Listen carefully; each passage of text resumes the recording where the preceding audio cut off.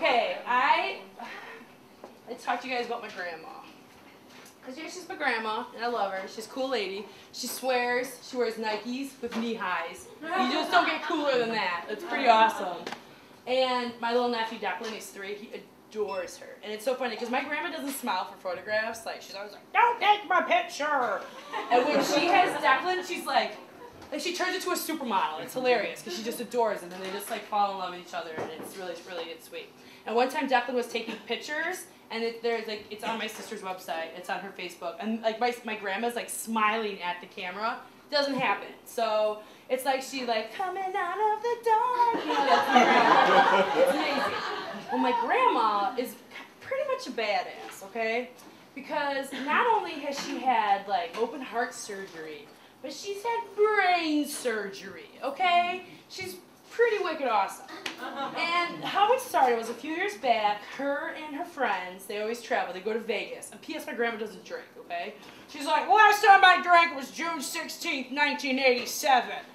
I put myself on the wagon because I wouldn't stop. Like, she's hardcore, so it's like she just knows. She's like, grandma's had enough, okay? So I'm like, salute you, grandma, salute you. So she'll go like on these cruises to Alaska with her sister and her brother, Uncle Bob, who looks just like my grandma. Freaky. Freaky, okay? Freaky.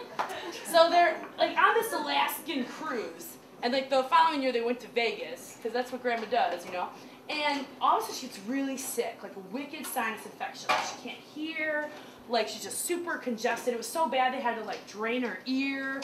And she made a joke like, it's my brain leaking into my ear. She was right. What? And my grandma's like a little bit psychic. Like if my grandma was like, Amy, don't get on that plane, I'd go, thank you, I won't. It's like, so it's just the way she is. And she's got like these really spooky stories, another case, another time, about her mother who was wicked crazy, but like also psychic. So like there's like, but like not like psychic in a way like, I'm gonna read your fortune, look at you. But when she was at a garage sale and this lady went up to her and shook her hand and looked at my grandma and was like, you got the light. And I was like, Mary Ann, what? So yeah, like just grandma knows stuff and she's a little out there. So I trust grandma, but at the same time she's like super negative. So sometimes you're just like, geez, grandma, always bringing me down. But yeah, like her brain literally was like leaking into her ear canal. And she had to get it leaked, like her drained a couple times her ear, because the doctor was just like, you're just congested. And then later on it was like, no, something's really wrong. She went to the doctor and she had like 3 holes in her brain, like in her skull, and yeah, whatever. It's just, this happens all the time, you know, like happened to me the other day, no biggie.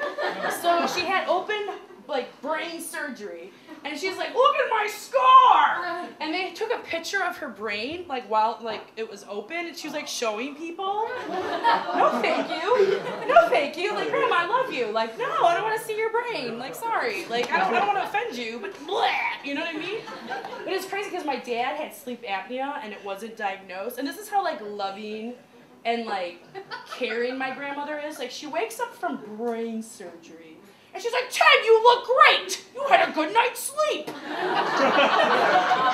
had like the machine. It was like his first night's sleeping, and like wakes up and like, she had brain surgery. She's complimenting my father, who's not even her kid, okay? And then my mom, who is her kid, is like, come on, mom, stand up and go to bed. You know, she's just a negative Nancy, that one. I love you, mom. Okay, so that's my grandma. But unfortunately, like, she didn't have like anything. Like, she can still drive, she's still active, she lives like an old lady, like a condo. And they had this big house after my grandpa died, like they sold it and she lives in the condo now. And you know where this is going. Yes. And too bad, she's still like the same person even after brain surgery, but her hearing, not so good, okay? So we're doing like the first Thanksgiving at grandma's new condo, okay? And, you know, us cousins are talking, and there's like 12 cousins, okay? My mom's one of 5. And, you know, the whole family's in this, like, it's like pretty much like this group, my grandma's condo. And we start giving my sister a hard time, my sister that's not here, okay? We give her a hard time because she doesn't like going number 2 in public. Who does? Okay? Who does? Not like this public, like I'm just going to drop trout and like welcome to my world, no. But you know, like when you're out and about, whatever. So we're giving her a hard what my grandma hears is she just doesn't like going number 2. And all of a sudden, grandma yells into the crowd, "If you don't go number 2, you'll vomit feces!"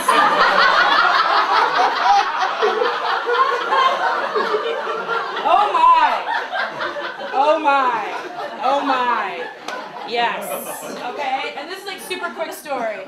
But speaking of grandma's hearing not being so good, a few years back I moved and my dad came out and helped me, and my sister was just pregnant at the time, and my brother-in-law, my best friend, and I was just so excited that they helped me move because I was crying because I didn't want to move, and I kept like driving around my neighborhood singing, "This used to be my playground." Okay, yeah, I'm not dramatic or anything. It was just very emotional, okay? It was very emotional.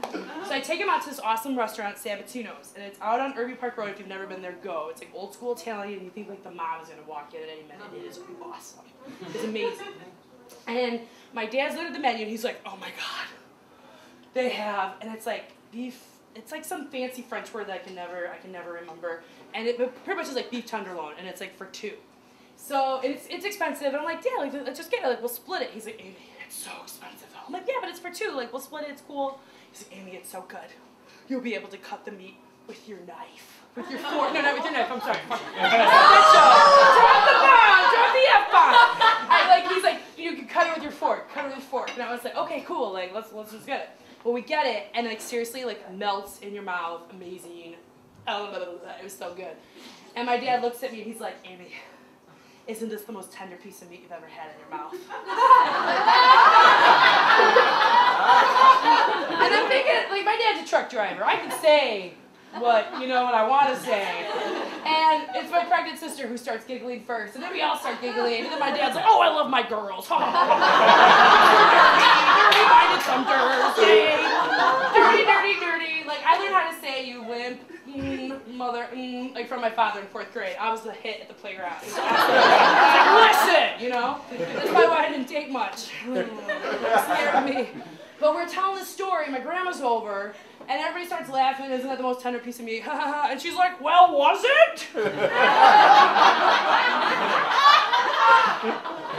Grandma, you've had 5 children. If you don't know that, I can't help you. But that is my grandma, Annie Collins. She's awesome. She's amazing.